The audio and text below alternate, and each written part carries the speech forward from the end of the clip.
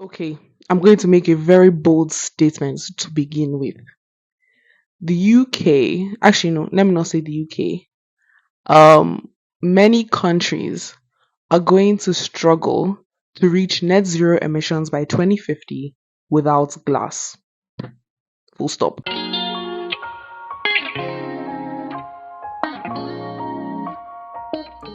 Hello, welcome to Materials and me, Materials being study of stuff and me being eerie. So, I've just made. Was that loud? I don't know. So, I've just made a really bold statement that no country is going to reach net zero emissions without glass. Um, okay, let me not be so dramatic. Actually, why I'm saying that is because I think having nuclear power is important, and you can't have nuclear power without glass. Why you can't have nuclear power without glass is because um the way in which high level nuclear waste is stored is through vitrification,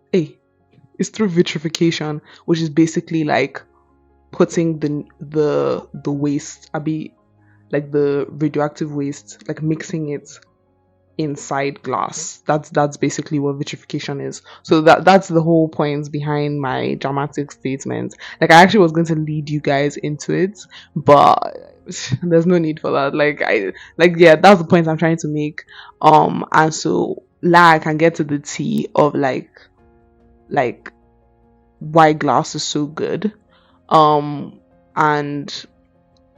the main reason why they use glass to store radioactive waste is because it's amorphous.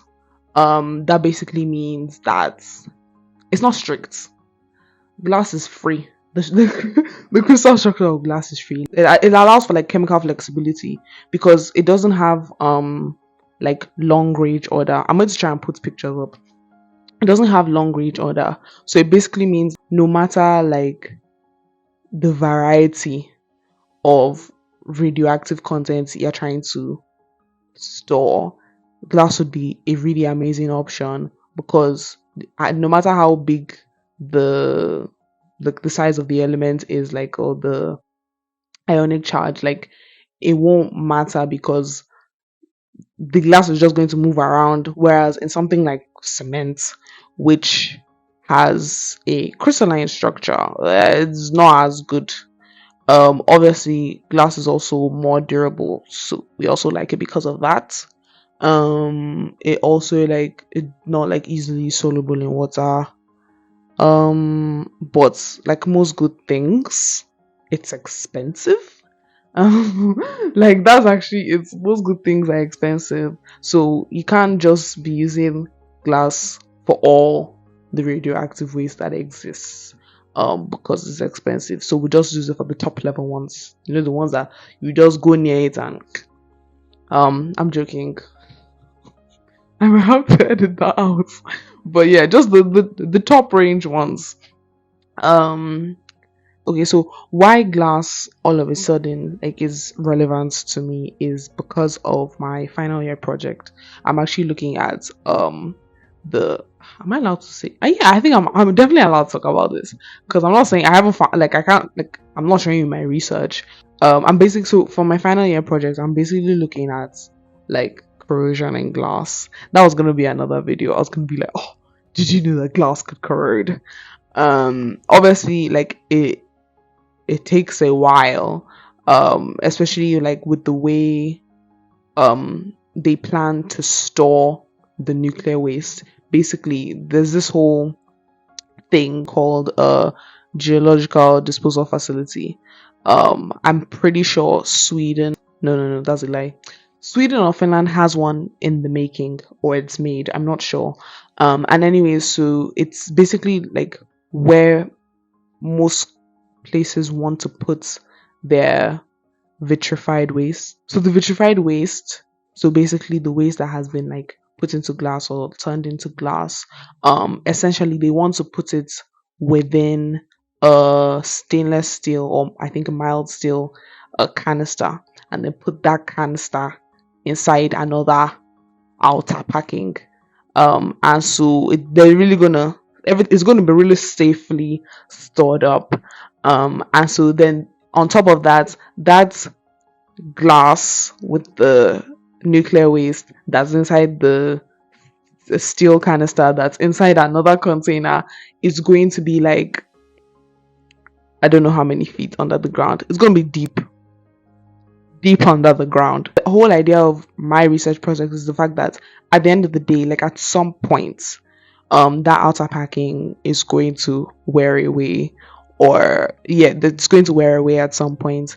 The steel canister that the glass is in will probably, it's not probably, will corrode at some point, and at some point down the line, a couple, we're hoping thousands of years down the line, um it would just be the glass with the nuclear waste inside. And so the question is, this glass, like, is it going, like, we want it to last for as long as possible, but at the end of the day, it is just a material, so it's going to wear away at some point. So what we're trying to do is trying to give it the best possible chance to last as long as it can. So with that all being said, because we know the glass can wear away, what I'm trying to look at is if phosphorus will affect the release of the radionuclides inside the glass, like what that would do to it, whether it would just sort of like make a layer on top and then actually prevent further like corrosion of the glass, or if it's going to accelerate that. So that's what I'm researching. I hope that makes sense. But if you didn't understand anything I said, I'm looking at corrosion in glass. That's what I'm looking at. And it's really interesting actually. And obviously, like, I knew a little bit about like nuclear waste glass, but like I'm really going into it now, and I'm just kind of like, oh my gosh, like this is cool. This is cool stuff. But then again, I'm doing materials, so a lot of things I'm studying are cool. And so yeah, I'm excited. But I think it's really true what they say, like, oh, don't judge a book by its cover, because we don't think too much about glass. Like, it's everywhere. Like that Mark McDovnick guy that wrote Stuff Matters. He basically said that he suggested that like we sort of like neglect glass. And wait, I have the book here. I'm going to read what he said. Um so he said, for all its considerable importance in our history and our lives, glass has somehow failed to win our affections.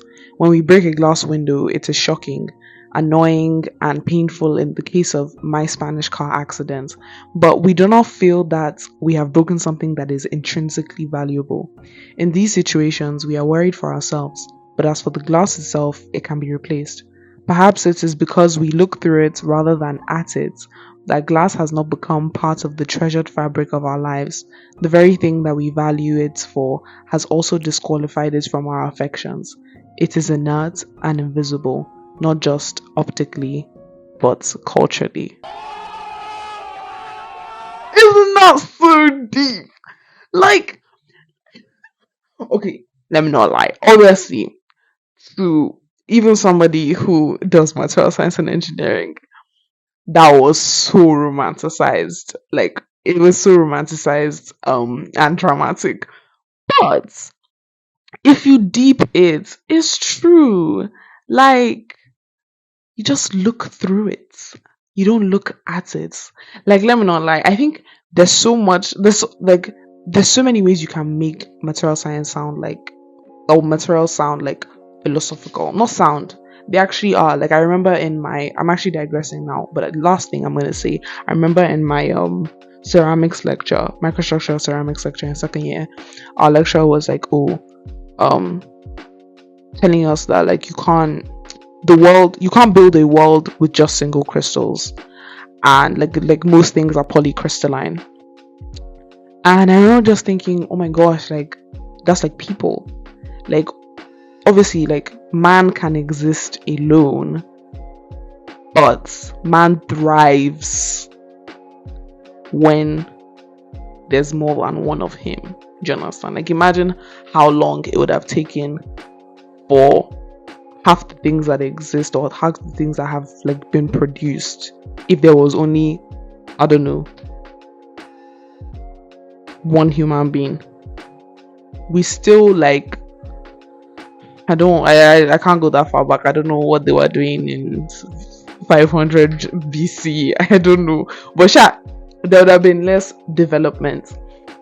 But anyways, thank you for coming to my TED talk on why you should consider glass. Like, you should consider glass as a somewhat relevant material.